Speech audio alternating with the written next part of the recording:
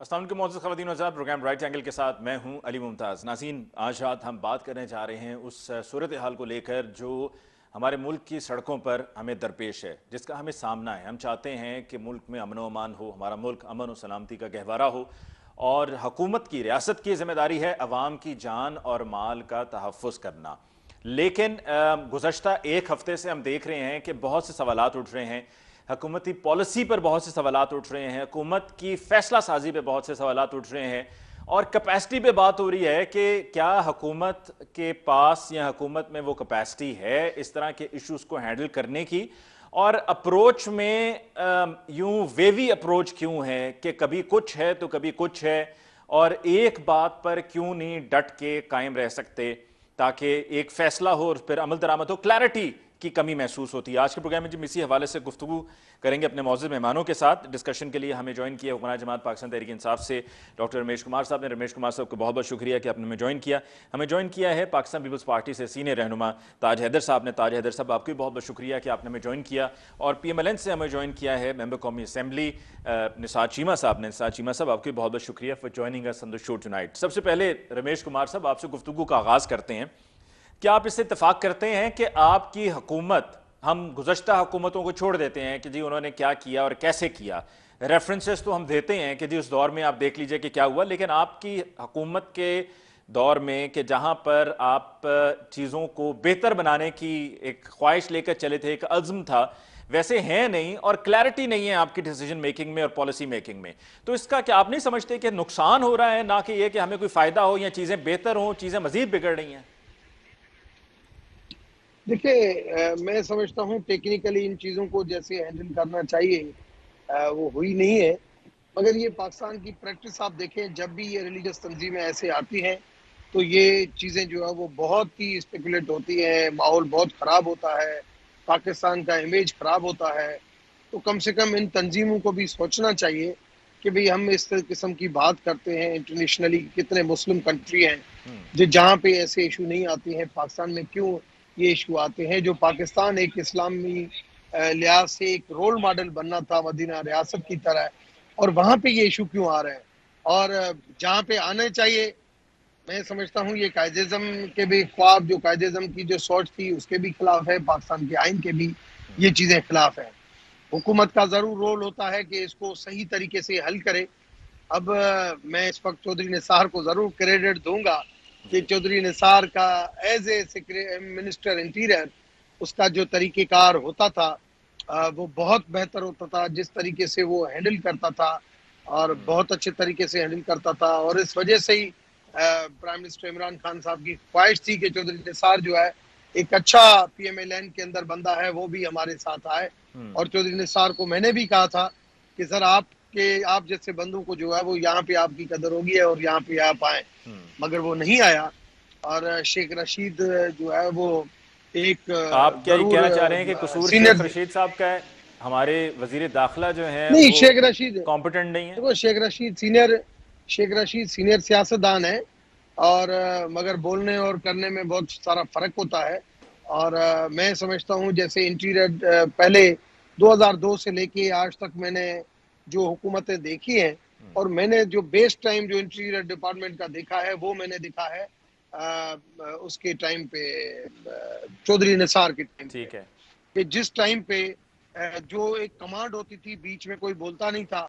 अब फवाद भाई की अलहदा एक स्टेटमेंट आ रही है, फवाद की अलहदा स्टेटमेंट आ रही है, और औरों की अलहदा स्टेटमेंट आ रही है। शेख रशीद की अलहदा सोच है। मैं समझता हूँ एक तरफ जो है वो एक MOU आ जाता है कि भाई हमने 350 बंदों को छोड़ दिया है। अगर MOU हुआ था 350 बंदों को छोड़ा, तो फिर एग्रीमेंट ब्रीच क्यों हुआ? अगर कोई एग्रीमेंट बनता है, हम भी बिजनेस के हवाले से जब एग्रीमेंट बनाते हैं तो उसके अंदर एक ब्रीच की क्लास डालते हैं कि अगर ये ब्रीच हुआ तो इसकी ये होगा। एग्रीमेंट जो उसकी ड्राफ्टिंग होती है वो बहुत ज्यादा इंपॉर्टेंट होती है। तो वो ड्राफ्टिंग किसने बनाई? अगर आप उसके अंदर अगर कोई एग्रीमेंट बनता है, उसके अंदर अगर आप रिलीजियस तंजीमों के नूरुल हक कादरी होगा या इंटीरियर डिपार्टमेंट होगा, कोई इंटेलेक्चुअल श्री मजारी है, फवाद चौधरी है, अगर ऐसे लोग नहीं होंगे तो लाजमी ये चीजें जो है वो जरूर होंगी। ठीक, निसार मैं चीमा साहब की समझता हूँ तरफ ये जी। चीजें जो है बहुत क्रिटिकल है। और इसको तरीके से हैंडल करना चाहिए। ठीक, निसार चीमा साहब, इस बात पर तो रमेश कुमार साहब को क्रेडिट हमें देना चाहिए कि हुकूमत का हिस्सा होते हुए भी वो तस्लीम कर रहे हैं कि ये जो मुख्तलिफ स्टेटमेंट्स आती हैं उससे कन्फ्यूजन क्रिएट होती है और सिचुएशन डेफिनेटली बहुत क्रिटिकल है। लेकिन साथ में हमें इस बात पर भी बात ज़रूर करनी चाहिए कि जिस तरह गुज़श्ता दौरे हुकूमत आपका था और जब ये पहला एहतजाज हुआ तो ये आपके दौरे हुकूमत में ये मामला शुरू हुए, तो कसूर तो फिर आपकी जमात का भी है, आपकी हुकूमत का भी है कि जब आप गवर्न कर रहे थे कि उस वक्त इस मामले को हैंडल करते और एक विजन उस वक्त होना चाहिए था कि इसको अभी काउंटर करना है, नहीं तो आगे जाके ये कंट्रोल से मामला बाहर भी हो सकता है और उसका नुकसान किसी और को नहीं बल्कि मुल्क को होगा। और मुल्क तो सबका है जिसका आप नहीं चाहेंगे कि नुकसान हो, ना ही हुकूमत चाहेगी पीटीआई की, ना ही पीपल्स पार्टी चाहेगी, ना ही कोई और जमात चाहेगी कि नुकसान हो। जी अली मुमताज साहब, मैं तो अपने भाई रमेश कुमार साहब को अप्रिशिएट करना चाहूँगा कि उन्होंने मुस्लिम लीग नून के दौर में जिस तरह इस मामले को टैकल किया गया या जिस तरह इस तरह के मामला को टैकल किया जाता था उसको अप्रिशिएट किया उन्होंने। देखिए, गुजारिश ये है इसके बावजूद कि उस दौर में इन लोगों को ये जब इन्होंने फैज़ाबाद में धरना दिया तो जिस तरह उनको इनकरेज किया गया, जिस तरह ये है कि उस वक्त की अपोजिशन पीटीआई की जानिब से उनको सपोर्ट किया गया, पीटीआई के नुमाइंदे जाके धरने में शामिल भी होते रहे, हर तरह से उनकी हौसला अफजाई हुई। लेकिन इसके बावजूद देखें फ़र्क क्या है। आज हुकूमत का कोई मुखालिफ जो है ना उनके किसी धरने में शामिल है ना उनके किसी जुलूस में शामिल है। आप ज़रा गौर फरमाएं जी। लेकिन मेरे 2-3 बड़े मुतय्यन सवाल हैं अली मुमताज साहब। पहला सवाल ये है कि जब आला अदलिया ने साद रिजवी साहब को रिहा करने का हुक्म दिया तो हुकूमत ने क्यों उसमें रुकावट डाली, क्यों उनको रिहा नहीं किया, क्यों अदालतों के फैसले नहीं माने, क्यों हालात को ख़राब किया? पहला सवाल ये है। दूसरा सवाल ये है कि ये कौन लोग हैं तहरीक लबैक वाले जिनको फवाद चौधरी जो हैं वो दहशतगर्द कह रहे हैं? ये हालात को संभालने वाली बात है या हालात को मज़ीद बिगाड़ने वाली बात है? क्या ये दहशतगर्द है? वो कौन मानने के लिए तैयार है? देखिए, सीधी सी बात है, वो आप उनके किसी हिकमत अमली से, उनके तर्ज अमल से, उनके किसी ये लाए अमल से इख्तलाफ कर सकते हैं, लेकिन क्या इसमें कोई शक है कि वो आशिकान रसूल है? इसमें कोई शक नहीं है कि वो आशिकान रसूल है। आप उनके मुतालबात से इख्तलाफ भी कर सकते हैं, आप उनके तरीक़ेकार से इख्तलाफ कर सकते हैं, लेकिन यह है कि उनको दहशतगर्द कहना कितना बड़ा जुल्म है। फिर यह है कि आज भी ये शेख रशीद साहब अभी फरमा रहे थे कि जनाब उनके लिए जो व्हाट्सएप हैं, मुख्तलिफ ग्रुप हैं, इस तरह ये सोशल मीडिया पे हिंदुस्तान से चल रहे हैं और यह है कि हिंदुस्तान से उनकी फंडिंग भी होती है, ये भी उन्होंने कहा था। अंदाज़ा करें, फवाद चौधरी, शेख रशीद जिस तरह के बयानात देंगे तो हालात ये है कि मज़ीद बिगड़ेंगे या ये हालात ये है कि संवारने में कोई मदद मिलेगी। बात यह है कि जब इस तरह के लोग, नाअक्बद अंदेश लोग, जिनकी कोई विजन नहीं है, कोई प्लानिंग नहीं है, कोई उनको ये इदराक नहीं है कि मुल्क किन हालात से गुजर रहा है। अब यह है कि अंदाज़ा करें ना, दूसरी तरफ मैं आपको याद दिलाता चलूँ कि बलोचिस्तान में वो लोग जिन्होंने रेट ऑफ द गवर्नमेंट को चैलेंज किया, रेट ऑफ द स्टेट को चैलेंज किया, कौमी परचम की तौहीन की, हमारे अस्करी इदारों पे, अभी बाकी लॉ इन्फोर्समेंट एजेंसीज के लोगों पे हमले किए, इसके बावजूद सियासी और अस्करी क़यादत ने दूर अंदेशी का मुजाहरा किया, बड़ी फराख दिली का मुजाहरा किया और उनको ना दहशतगर्द का ना मुल्क दुश्मन का, उन्हें नाराज बलोच भाई कहकर उनको वापस यह है कि अब कौमी धारे में उनको वापस लाने की कोशिश की गई। अंदाजा करें दूसरी तरफ तहरीक लबैक के जो आशिकान रसूल है उनके ऊपर ये दहशतगर्दी का मामला डेफिनेटली क्रिटिकल है और निसार चीमा साहब सेंसिटिव भी है। मैं ताज हैदर साहब की तरफ जाऊंगा और ताज हैदर साहब आपसे गुफ्तगू का आगाज करते हुए यहाँ पर ऐड कर लें कि डेफिनेटली सिचुएशन लगता है कि अब ज़्यादा बिगड़ गई है। यही वजह है कि कल वज़ीर आज़म पाकिस्तान इमरान खान साहब कौम से खिताब करेंगे और मौजूदा जो सूरत हाल है उस पर कौम को एतमाद में लेंगे। तो अब आपको आगे आने वाले दिनों में क्या नज़र आ रहा है? क्या हम इस मसले से इस बार सिर्फ टेम्परेरली इसको हल कर पाएंगे? जैसे कि कल मैंने शेख रशीद अहमद साहब को सुना कहते हुए कि जी छठी बार आए हैं, चले जाएं, रास्ता देख लिया उन्होंने, साथ में फिर आ जाएं, मतलब हम मेकशिफ्ट अरेंजमेंट्स के साथ चलेंगे या आपको लगता है कि कोई इसका मुस्तकिल हल भी है? जितना बोलते रहेंगे हालात उतने ही खराब होंगे। बहुत लेकिन अगर सोचेंगे पहले से, तजिया करेंगे तो फिर कुछ बेहतरी की उम्मीद हो सकती है। यानी हमको यही नहीं पता कि असल मसला क्या था, क्यों ये तमाम चलना शुरू हुआ। इस पे मैं चैनलों पे भी देखता हूँ, बात ही नहीं होती कि भाई बात क्या थी जिस पे ये तमाम चलना शुरू हुआ। बात ये थी कि कुछ गुस्ताखाने नबी ने कुछ वहाँ पे ब्लास्फेमी की थी फ्रांस के अंदर, यही बात थी ना, और तो कुछ बात नहीं। अच्छा, अब हम रियासत मदीना बनाने वालों ने क्या किया उस सिलसिले में? क्या हमने यूरोपियन पार्लियामेंट में जाके कोई करारदाद दी? क्या हमारे वफद गए दूसरे मुल्कों में? फ्रांस के अंदर मैं आपको बताना चाहता हूँ कि फ्रांस की 20% आबादी मुसलमान है, जो शुमाली अफ्रीका से लोग आए हैं, जो फ्रेंच कॉलोनी, और वो भी अल्लाह का शुक्र है कि हुजूर पाक से इतनी मोहब्बत करते हैं जितनी कोई भी उम्मत अपनी नबी से करती है। क्या हमने उनको अप्रोच किया? क्या हमने इस्लामी मुल्कों के अंदर हमारे सफीर जो थे उन्होंने कोई बात की कि जनाब अली ये एक मसला है जिस पे गुस्सा पाया जाता है और आप अपनी आवाज उठा रहे? आपने तो कुछ नहीं किया। अब जिस वक्त के यहाँ पे एहतजाज शुरू हुआ तो आप उस एहतजाज का जवाब देने लगे। तो आप जो भी बात कर रहे हैं वो प्रोएक्टिव नहीं है, वो आप एक सिचुएशन पे आप पे इल्जाम लगता है, आप काउंटर इल्जाम लगाते हैं। तो ये जो तमाम सूरत हाल है, इससे मैं समझता हूँ कि अगर हुकूमत इसमें पहले से करती या अब करे, अब कोई प्रोग्राम दे कि जनाब हम ये करना चाहते हैं, ये करना चाहते हैं, ये करना चाहते हैं, उस पे जो एहतजाज कर रहे हैं और दूसरे उलमा को अपने साथ ले कि भाई चलिए फलां हुकूमत से बात करते हैं, फलां जगह बात करते हैं, तो कुछ नजर आए आप करते हुए, आप सिर्फ बोलते हुए नजर आते हैं। अगर आप सिर्फ बोलेंगे और कुछ करेंगे नहीं तो जो भी रासा एतवार है वो आपका खत्म हो जाएगा। जी बिल्कुल। और पहले ही आप पे कोई यकीन नहीं करता, आप लाख हुजूर पाक से मोहब्बत का दावा करें, लेकिन अगर अमली इस्लाम आपके कुछ नहीं है इस सिलसिले में तो लोगों को कैसे यकीन आएगा? तो जो असल मसला है, जो असल तजाद है, जो असल वजह है, उसके ऊपर अगर इस वक्त भी आप फोकस करें बजाय इसके कि जी आपने ये कहा था तो हमने ये कहा था तो ये कहा था, तो हालात बेहतर हो सकते हैं। लेकिन अगर आप इसी में चलते रहेंगे और खून बहता रहेगा तो खून बहाना मसले का हल नहीं है। बिल्कुल सही कहा आपने। ताज हैदर साहब, कथा कलाम के लिए माजरत। बिल्कुल मैं करता चाहता हूँ कि मैं अभी पार्टी के मुजाहरे से वापस आ रहा हूँ। हम पुरतशद्दुद मुजाहरे के खिलाफ हैं और हम जो भी हथियार उठाता है उसकी मजम्मत करते हैं। रियासत भी जब हथियार उठाती है तो हम कहते हैं कि नहीं ये गलत हो रहा है, लेकिन जो मसला है उसको तो आप पेश डाल देते हैं। दुरुस्त है जी। ताज हैदर साहब, हमें we've got to take a short break over here. I'm sorry to interrupt you. We've got to take a short break over here जी। ब्रेक के बाद हम लौट कर आएंगे तो डिस्कशन को यहीं से आगे बढ़ाते हुए जो ताज हैदर साहब ने और चीमा साहब ने जो पॉइंट्स रेज किए हैं उस पर हम रमेश कुमार साहब की राय जानेंगे एक ब्रेक के बाद।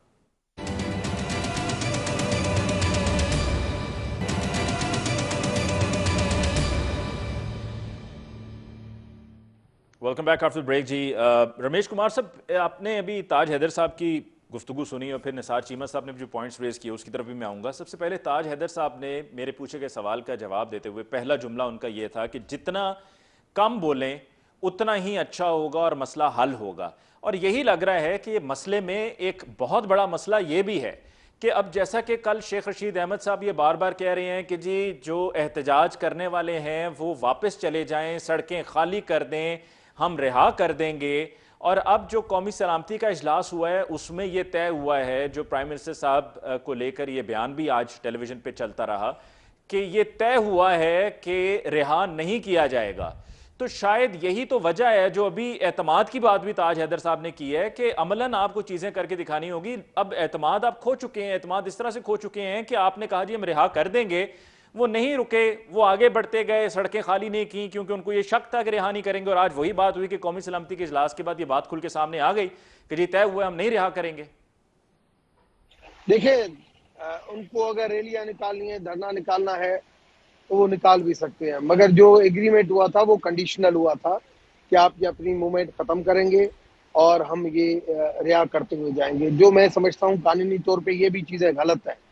जो निसार चीमा साहब बोल रहे थे, मुझे ये उम्मीद नहीं थी मगर जो भी एग्रीमेंट हुआ उसके ऊपर इम्प्लीमेंटेशन जो है वो दोनों तरफ से होनी थी।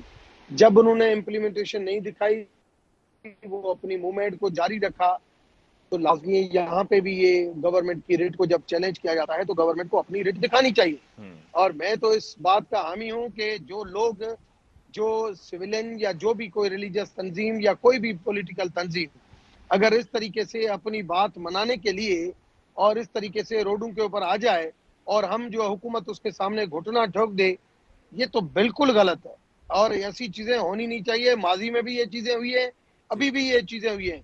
कभी ऑफिशियली जो है वो रिलीज किया गया, कभी अनऑफिशियली रिलीज किया गया। तो हुकूमत अपनी रिट जो है वहां पे कमजोर कर देती है। तो ये फिर चीजें रमेश होनी कुमार भी नहीं साहब, चाहिए। शेलिंग करके, रबर की गोलियां चला के, क्या इस तरह से फिर मामले को हल किया जाएगा? इस तरह तो फिर मामला मजीद बिगड़ेगा। देखें, बात यह है कि इतने लोग इकट्ठे नहीं होने चाहिए। ये हमेशा मैंने जो चौधरी निसार की बात की कि स्ट्रेटजी बनती है, कहाँ कहाँ से लोग आ रहे हैं, कहाँ से नहीं आ रहे हैं, उनको वहां पे रोकने चाहिए। अगर आप हजारों लोग इकट्ठे हो जाएंगे तो फिर उनको डिस्पर्स करेंगे तो लाजमी खून रेजी होगी। जब खून रेजी होगी तो उसका नतीजा बिल्कुल खराब निकलेगा, मुल्क के लिए भी खराब निकलेगा, कौम के लिए भी खराब निकलेगा और दुनिया में भी इमेज खराब जाएगा कि पाकिस्तान के अंदर जो है वो आम लोग भी जो है वो ऐसे किस्म के टेररिस्ट हैं जो इस किस्म की अपनी बात मनाते हैं और गवर्नमेंट उसके आगे रुकना जो ठोक देती है। तो ये मेरे ख्याल में ये चीजें गलत है और इन ठीक है, इश्यूज लेकिन के अब हवाले इस से पर भी आइए ना रमेश एक तो कुमार साहब। चीज। कल हमारे वजीर दाखिला कह रही हैं कि जी हम रिहा कर देंगे, आप जाएं वापस। आज ये सामने आया है वजीर आजम साहब का बयान कि जी नहीं, फैसला हो गया है कि नहीं रिहा करेंगे हम। देखिए, रिहा करना जो था वो कंडीशनल था कि वो अपनी मूवमेंट बंद करेंगे। जब उसने अपनी मूवमेंट बंद नहीं की तो मैं समझता हूं कि रिहा नहीं होंगे। यही कंडीशनल जो है वो शेख रशीद ने प्राइम मिनिस्टर से बात की थी। शेख रशीद जो है वो समझदार बंदा है और विदाउट प्राइम मिनिस्टर कंसेंट जो है वो इस किस्म की बात करे जो फैसल वाडा ने कहा। मैं उस चीज को, अभी तो फैसल वाडा कैबिनेट में भी नहीं है, मगर लाजमी शेख रशीद जैसा बंदा जो है ऐसे नहीं करेगा। दो मौकफ जरूर वहां पे पाए जाते हैं, ये फवाद चौधरी है, शीरी मजारी है, उनका मौकफ और हमारा मौकफ ये है कि जो भी क्रिमिनल्स हो, जो भी ऐसे लोग हो जो इस किस्म की हरकत करे और उनको हम जो है धरनों और इन सियासत से, इन चीजों से डर के और उनसे कंप्रोमाइज करें तो वो चीजें गलत हैं। कल कोई भी कोई मर्डर करेगा और कल वो आके धरना लगाएगा कि इसको हम छुड़ाने आए हैं, तो ये चीजें हुकूमत की रिट के ठीक खिलाफ है, हो मैं जाती हैं। चीमा साहब की तरफ तो जाने से दोनों पहले तरफ बैलेंस ताज हैदर सोचना साहब ने चाहिए। जो बड़ा वैलिड पॉइंट रेज किया, उनका ये कहना था कि जी आप ये बताएं कि आपने क्या कोशिशें की हैं इंटरनेशनली इस इशू को लेकर। क्या यूरोपियन पार्लियामेंट में आप वहां तक गए? क्या आपने कहीं और आपने लॉबिंग की और इस इशू को आपने हाईलाइट किया इंटरनेशनली? आपने किया क्या? देखें अली मुमताज, पहली चीज तो ये कि मैं समझता हूं कि यूएन से लेके आज तक जिस तरीके से प्राइम मिनिस्टर इमरान खान ने इस्लाम के हवाले से और पाकिस्तान का जो मौकफ, इतने सारे इस्लामी कंट्री हैं जो पाकिस्तान ने जिस तरीके से इस्लाम फोबिया के हवाले से जो अपने आर्ग्यूमेंट्स रखे हैं, मदीना रियासत के हवाले से जो आर्ग्यूमेंट्स रखे हैं, कश्मीर के हवाले से, ये माजी में एग्जाम्पल नहीं मिलते और उन चीजों का नुकसान हुआ है। उन चीजों का एग्रेसिवली जाने से नुकसान हुआ है, फायदा नहीं हुआ है। मगर कम से कम इमरान खान साहब ने अपना जमीर समझा कि अगर हमारे मुल्क के अंदर जो एक इस्लामी जमहूरियत पाकिस्तान है और अगर हम अपनी नुमाइंदगी अगर आखिरी पैगंबर के हवाले से अगर कोई ऐसी चीज आती है तो मैं अपना वो फर्ज समझता हूं, चाहे मुझे कितना भी नुकसान हो जाए। और इस वजह से इमरान खान साहब को भी, प्राइम मिनिस्टर साहब को भी जो है वो उस नजरिए से देखा गया कि भाई ये हमेशा ऐसी बात करता है। तो ये कहना, और वो भी पीपुल्स पार्टी की तरफ से, मैं समझता हूं ये मुनासिब नहीं है।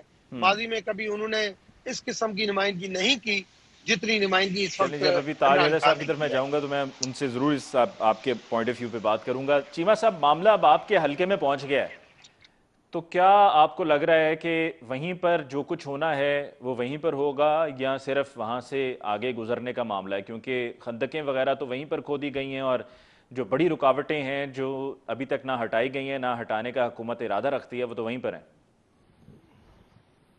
वैसे अली मुमताज़ साहब, ये जिस तरह आपने फरमाया, ये दुरुस्त है कि इस वक्त उनका जुलूस जो है तहरीक लबैक का वो मेरे हल्के में है, वो गखड़ और वजीराबाद के दरमियान है। और जिस तरह देखें बदकिस्मती से, जिसका आपने जिक्र भी किया कि खंदकें खोदी गई, सड़कें खोद दी गई, ये सड़कें बनाने के काबिल नहीं है। सड़कों की रिपेयर इन्होंने 3 साल नहीं की, लेकिन बनी बनाई सड़कें जो खोद दी हैं, अंदाज़ा कर लें कि इससे बड़ी नालायकी कौन इनके मुशीर हैं, कौन फैसला करने वाले हैं, किस तरह के लोग हैं, और इनसे इस तरह का जाहिलाना और आमकाना भी कोई फैसला कर सकता है। आज तक कभी आपने देखा है कि जीटी रोड को खोद दिया गया हो, 12-12 फुट चौड़ी जो खंदकें खोद दी गई हो? यानी अंदाज़ा कर लें कि किस कदर बदइंसामी है, उसकी इंतहा है। कोई प्लानिंग नहीं, जिस तरह मैंने कहा, ना कोई प्लानिंग है, ना भी है, ना कोई टीम है, ना तजुर्बा है। ये डंग टपाऊ पॉलिसी है जो इस तरह की जो टीम मुसल्लत कर दी गई है उसके हाथों ये है कि हम पूरी कौम भुगत रही है। देखें, गुजारिश ये है तय चीमा साहब, यही हुआ है कौमी सलामती कमेटी के इजलास में, यही तय हुआ है कि अब आगे नहीं बढ़ने दिया जाएगा। तो यही जहां खंदकें खोदी गई हैं वहीं तक अब इनको शुरका को रोका जाएगा जो एहतजाज कर रहे हैं और सड़कों पर हैं। देखें, मेरी ये ख्वाहिश भी है, दुआ भी है, मुझे तवक्को भी है कि ये खून खराबा ना हमारे वतन में हो, ना ये कि मेरे हल्के में हो। ये कि हुकूमत क्या करना चाह रही है। वो शेर हबीब जालिब का याद आता है कि मोहब्बत गोलियों से बो रहे हो, वतन का चेहरा खून से धो रहे हो, गुमा तुमको कि रास्ता कट रहा है, यकीन मुझको कि मंजिल खो रहे हो। ये तरीका नहीं है हैंडल करने का। आपने मिस हैंडल किया है, हर इशू को आपने मिस हैंडल किया है। आप में ना अहलियत है, जिस तरह आपने शुरू में खुद कहा कि कैपेसिटी नहीं है, ना वो पॉलिटिकल विल है, ना कैपेसिटी है। कभी आप ये है कि उनको दहशतगर्द करार देते हैं, कभी इंडिया का एजेंट करार देते हैं, कभी कहते हैं कि मुज़ाकरात कर रहे हैं, कभी ये कि हम ये कर रहे हैं, वो करें। क्या कर रहे हैं आप? आपको तो खुद पता नहीं आप क्या करने जा रहे हैं। ठीक, ताज हैदर साहब आपकी तरफ आते हैं। अगर संजीदगी का मुजाहरा करें। जी, ताज हैदर साहब आपकी तरफ आते हैं कि अगर आप, जैसे कि आपने कहा कि आपकी जमात तशद्दुद में यकीन नहीं रखती है, लेकिन जैसे कि आज कौमी सलामती कमेटी के इजलास में भी ये बताया गया है कि कहाँ कहाँ राब्ते हैं इंटरनेशनली, और बैरूनी राब्तों की सारी तफसील भी पेश की गई है इंटेलिजेंस एजेंसीज की तरफ से, तो फिर भी क्या मतलब रियासत जो है वो अपनी रिट इस्टेब्लिश करने के लिए क्या ताकत का इस्तेमाल ना करे, और जब बैरूनी राब्ते भी इस्टेब्लिश हो रहे हों? हाँ हाँ, देखिए ना, मतलब आधा पाकिस्तान जो है वो दुश्मन का है, तो ये हमारे जो इसके न्यूक्लियर बम ये क्या कर रहे हैं? आप क्या हम कहेंगे वो कर रहे हैं? 40-50 न्यूक्लियर बम मारिए, आबादी का भी मसला हल हो जाएगा, पाकिस्तान का फिर से चल पड़ेगा। और इस मसले पर हुकूमत की रेट हुकूमत की अलहम्दुलिल्लाह तो कायम होगी, रियासत मदीना बन जाएगी। मेरा कहने से सोचना चाहिए, क्योंकि आधा पाकिस्तान जो है वो इस वक्त दुश्मन का एजेंट है। हर आदमी, अभी हम मुजाहरा कर रहे थे, इतने ज्यादा लोग थे वहाँ पे, हर डिस्ट्रिक्ट में मुजाहरा हो रहा है। कितने डिस्ट्रिक्ट हैं? कोई 100 के करीब डिस्ट्रिक्ट हैं। आप न्यूक्लियर बम किसमें मारिए, खत्म कीजिए। आबादी का मसला बहुत बड़ा है, न्यूक्लियर बम मारने से आबादी का मसला है। और मैं रमेश पहलवान को यही कहना चाहता हूँ कि यार हिम्मत करो, मारो न्यूक्लियर, रेट तो कायम होगी, लेकिन मेरे सर में ना मारना, मेरा भी है तुम्हारा भी है। और दूसरी तरफ जो प्राइम मिनिस्टर इमरान खान साहब के हवाले से आपने कहा कि यूरोपियन पार्लियामेंट में जाके क्या राब्ते किए, वहां पर मसले को क्या हल नहीं, देखो ना, बहुत से तरीके हैं, मैं तो कह रहा हूँ, लेकिन वो हम बुज़दिलों के तरीके हैं, वो हम गद्दारों के तरीके हैं, वो हम नबी से मोहब्बत न करने वालों के तरीके हैं सारे, कि हम जाके लोगों को कायल करें, लोगों को समझाएं, आलमी राय अम्मा को हम बार करें, हम ये कहें कि जिस दीन की भी मुक़द्दस हस्तियां हैं उनका एहतराम हम सब पे वाजिब है। एक ऐसी चीज है कि जो लोगों की समझ में आ जाएगी, तो हमें ये कोशिश नहीं करनी चाहिए। हम न्यूक्लियर पावर है भाई, जी बिल्कुल, मजाक है न्यूक्लियर पावर। हमारे पास इतने न्यूक्लियर वेपन रखते हैं, हमारे पास मिसाइल है, हम आधे पाकिस्तान को खत्म करेंगे। सब गद्दार है, इनको खत्म होना चाहिए, दुश्मन के एजेंट है, खत्म होना चाहिए। बिल्कुल सही। ताज हैदर साहब, we gonna take a short break over here जी। ब्रेक के बाद हम लौट के आएंगे तो प्रोग्राम का तीसरा और आखिरी हिस्सा, मेहमानों से गुफ्तगू जारी रहेगी, हमारे साथ रहिए।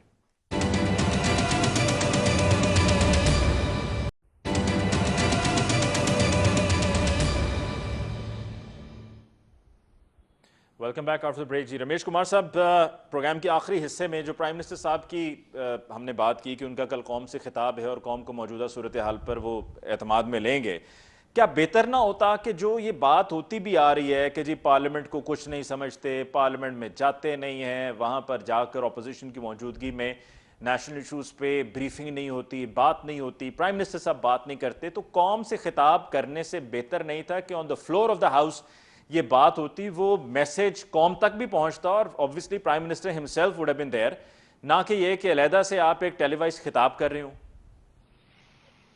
देखिए, जो पार्लियामेंट की जितने कदर बात है, मैं समझता हूं कि ये चीजें पार्लियामेंट के अंदर डिस्कस होनी चाहिए, मगर आप एक टीवी चैनल के ऊपर ही देखें ये चीजें। हमारी बदकिस्मती है कि मैंने 2002 से लेके आज तक मैं खुद पार्लियामेंट का हिस्सा हूं। जो पॉलिटिकल पार्टी आती है वो हमेशा जो भी गवर्नमेंट का डिसीजन होता है और जो सही भी होता है तो हमें हमेशा उसके खिलाफ एंटी खड़े हो जाते हैं। पीपुल्स पार्टी जो हमेशा लिबरल रही है, जो स्पेशली क्रिमिनल रिलीजियस तंजीमों के खिलाफ रही है, वो भी आके जो है वो नेगेटिव रोल इख्तियार कर देती है। देखिए, पीएमएलएन के ऊपर तो मैं कम ही बोलूंगा, क्योंकि उनका तो जहां पे पीटीआई का नाम आता है वो ऐसी चीज हो जाती है। और सेम वही कंडीशन थी जब पीएमएलएन उधर थी तो पीटीआई जो है वो यही रोल इख्तियार करती थी। तो ये जो एक पॉलिटिक्स का जो सिस्टम है हमारे पाकिस्तान के अंदर, जो कम से कम पार्लियामेंट की अहमियत को और पार्लियामेंट के अंदर इंटरनल डिस्कशन को जो है वो कभी भी पॉजिटिव डायरेक्शन में नहीं लेके गया है, वो मफादात की सियासत की तरफ लेके गया है। तो लीडर जो होता है वो बिल्कुल कौम के सामने आता है कि कौम को कम से कम पता चले। और इमरान खान आज भी देखिए, टीम में कुछ कमजोरियां हैं, कुछ इन्फ्लेशन के इश्यूज हैं जो इंटरनेशनली हुए हैं, मगर आज भी अगर पब्लिक पॉपुलैरिटी के हिसाब से देखा जाए इंटरनेशनली और नेशनली, इमरान खान जो है उसका कोई मुकाबला नहीं है, उसके कैरेक्टर वाइज, उसके ईमानदारी वाइज, हर लिहाज से वो कौम के। मगर मैं हमेशा 2002 से और मैं ये बड़ों से सीखता हूं कि हमेशा जब भी क्रिटिकल सिचुएशन हो तो खुद को जो है वो मीडिया के सामने, पब्लिक के सामने कम आना चाहिए, क्योंकि खुद की तरफ से अगर कोई ऐसी स्टेटमेंट आती है तो वो हरफ आखिर होती है, तो उसके फिर फायदा और नुकसानात जो है वो बहुत ज्यादा लेकिन वो क्रिटिकल होते तयशुदा हैं। तकरीर होगी ना, फिलबदी तकरीर तो नहीं होगी प्राइम मिनिस्टर साहब की। देखिए, इमरान खान साहब की एक तो ये चीज है कि वो लिखी पढ़ी नहीं करते हैं मेरी तरह। वो जो भी तकरीर करते हैं, जो सोच में आता है वो जरूर कर देते हैं, और रिकॉर्डिंग भी नहीं कराते, जैसे अमूमन माजी में होती थी कि प्राइम मिनिस्टर जो है वो पीटीवी पे रिकॉर्ड कराता था, फिर नहीं वो नहीं, आने प्राइम होती मिनिस्टर थी, साहब भी अब मगर ये वो सीख गई हैं, एडिट वगैरह लगे हुए होते हैं।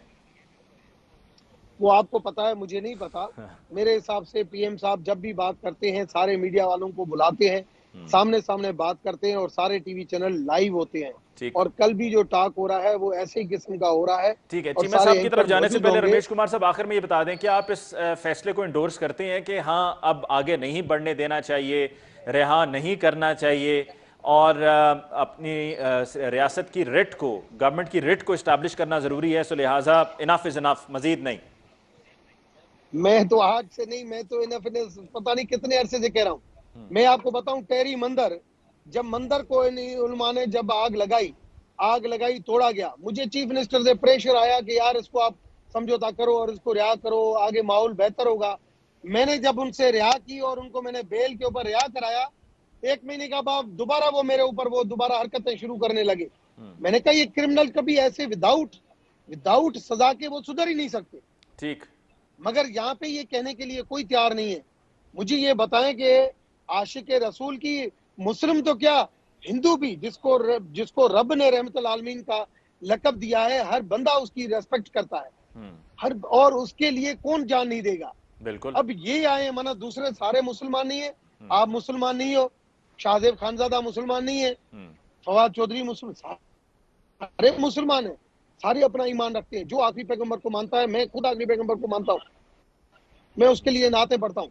तो मैं समझता हूँ कि यार ये सब सही कहते हैं यार, एक एजेंडा को आप एजेंडा बना के इस तरीके से मुल्क के खिलाफ जो है वो आप जाते हैं, आप किस किस्म की जो है वो पॉलिटिक्स करते हैं। चीमा साहब, और उसको हमारी पॉलिटिकल पार्टी बैठ के आप क्या सपोर्ट करती है। ये समझते Now हैं कि enough is enough, it's in the हुकूमत इंटरेस्ट की ऑफ द रिट चैलेंज नहीं होनी कंट्री, चाहिए। मुल्क के बेहतर वसीतर मफाद में यही है कि जो फैसला हुआ है कौमी सलामती कमेटी में उस पर अमल होना चाहिए, रिहा ना करने का, किसी किस्म की रियायत ना देने का, और वहीं पर इस एहतजाज को रोकने का, या ये जो सिलसिला शुरू हुआ है गुज़श्ता जुमे से, इसको अब ख़त्म करने का वक्त आ गया है कि आप समझते हैं बिल्कुल ठीक फैसला है?